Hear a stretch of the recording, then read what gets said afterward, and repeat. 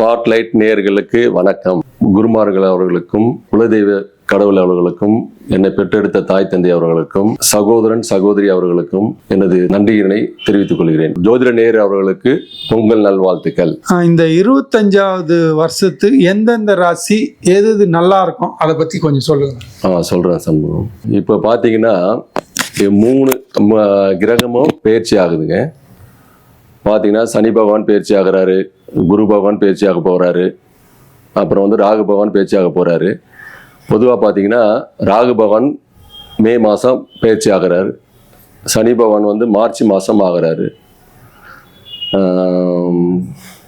குரு பகவான் பார்த்தீங்கன்னா மே மாதம் பயிற்சி ஆகிறாங்க.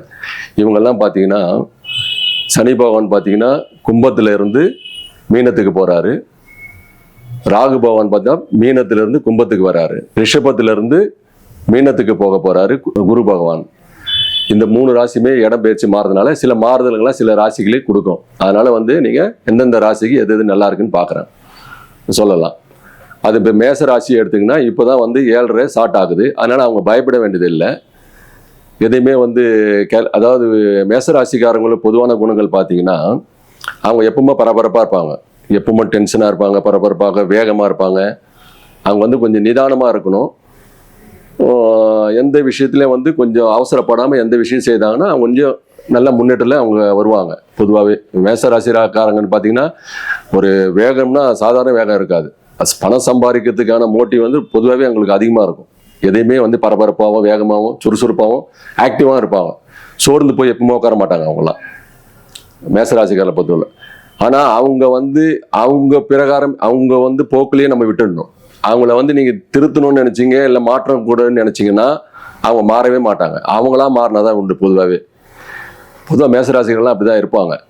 அதே போல் போர் குணம் கொண்டவங்க, ரொம்ப கோபம் முன்கோபம் அதிகமாக வரும் அவங்களுக்கு. பொதுவாகவே மேசராசிகள் இப்போ 7.5 இப்போ ஸ்டார்ட் ஆகுது அப்படின்னா அவங்க கொஞ்சம் இதெல்லாம் குறைச்சிட்டு கொஞ்சம் ஜாலியாக இருக்கணும்.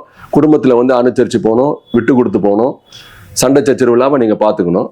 பொதுவாக பார்த்தீங்கன்னா நீங்கள் குடும்பம் பார்த்தீங்கன்னா இப்போ கொஞ்சம் மே மாதம் வரையில பார்த்தீங்கன்னா மே மாதத்துக்கு பிறகு பார்த்தீங்கன்னா குடும்பத்தில் ஒரு சின்ன சின்ன சலசலப்புகள் இருக்கும். அதெல்லாம் கொஞ்சம் விட்டு கொடுத்து போகணும் பொதுவாக பார்த்தீங்கன்னா.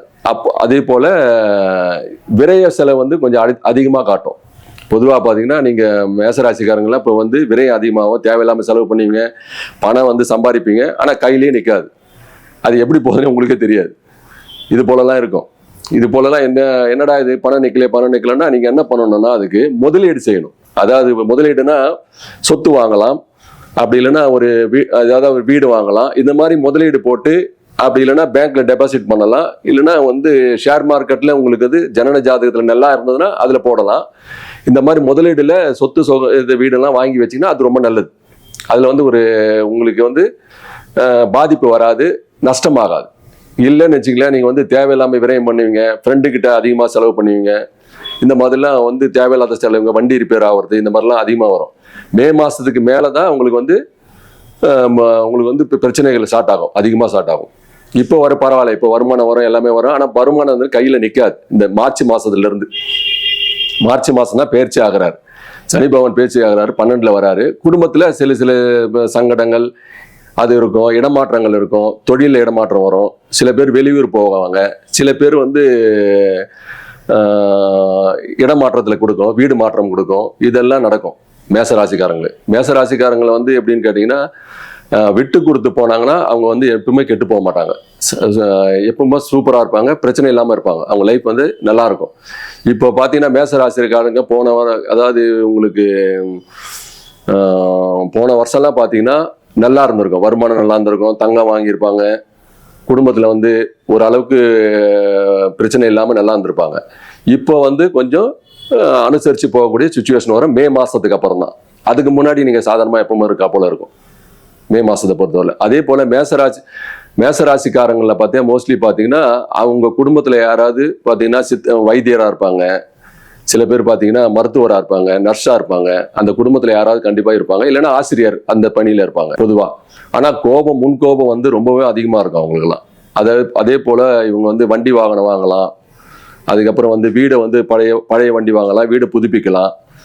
பொதுவாக பசங்கள்லாம் கூட ஓரளவுக்கு நல்லா படிப்பாங்க. அந்த மேசராசிக்காரங்கள்லாம் அவங்க குடும்பம் வந்து ஓரளவுக்கு நல்லா போயிட்டு இருக்கும். மேசராசிக்காரங்க வந்து நீங்கள் வந்து பொதுவாக அந்த ராசி வந்து மே மாதத்துக்கு அப்புறமோ இல்லை உங்களுக்கு ஏதாவது பாதிப்பு ஏதாவது இருந்ததுன்னா நீங்கள் சரஸ்வதி அந்த அம்மையார் அதிதேவதை யாருன்னு கேட்டால் அந்த நட்சத்திரத்துக்கு சரஸ்வதி தேவி அதை நீங்கள் கும்பிடலாம். அது கும்பிட்டு வந்தீங்கன்னா நல்லாயிருக்கும். மேசராசிக்கு அஸ்வினி நட்சத்திரத்தில் பிறந்தவங்களுக்கு அது ரொம்ப நல்லாயிருக்கும். அதுக்கப்புறம் பரணியில் பிறந்தவங்களுக்கு பார்த்தீங்கன்னா புதிய தொழில் தொடங்குறது கொஞ்சம் பார்த்து பொறுமையாக ஜாக்கிரதையாக பண்ணணும். உங்கள் ஜாதகத்தில் ஜனன ஜாதகத்தில் எப்படி இருக்கோ அதை பார்த்து தாங்க பண்ணணும். நீங்கள் பாட்டுன்னு பண்ணிட்டு போட்டிங்கன்னா உங்களுக்கு வந்து விரயத்தில் இருக்கார். சனி பகவான் வந்து விரயத்தில் இருக்காரு. அதனால பார்த்து நீங்கள் பொறுமையாக பண்ணணும். அதே போல் என்றைக்குமே வந்து மேசராசிக்காரங்க வந்து விட்டு கொடுத்து போனால் வாழ்க்கையில் முன்னேற்றம் கொண்டிடலாம். அது மட்டும்தான் உங்ககிட்ட இருக்கிறதுலே வேகம் வந்து நீங்கள் குறைச்சிட்டிங்கன்னா ரொம்ப நல்லாயிருக்கும். பொதுவாகவே முன்கோபத்தை கொஞ்சம் விட்டு கொடுத்து போடணும். அவ்வளோதான். குடும்பத்துலேயும் சரி வெளியிலையும் சரி உங்களுக்கு சொந்த பந்தங்களை கூட பார்த்தீங்கன்னா உங்களுக்கு கெட்ட பேர் தான் இருக்கும். இது என்னப்பா இவர் எதுக்கத்தாலும் கோவப்படுவார் அப்படியெல்லாம் பேசுவாங்க. அதனால வந்து மேசராசிக்காரங்க என்றைக்குமே கொஞ்சம் விட்டு கொடுத்து போங்க, கொஞ்சம் அனுசரித்து போகலாம். அது ரொம்ப நல்ல விஷயம். மேசராசி பொறுத்தவரையில் அப்படிதான்.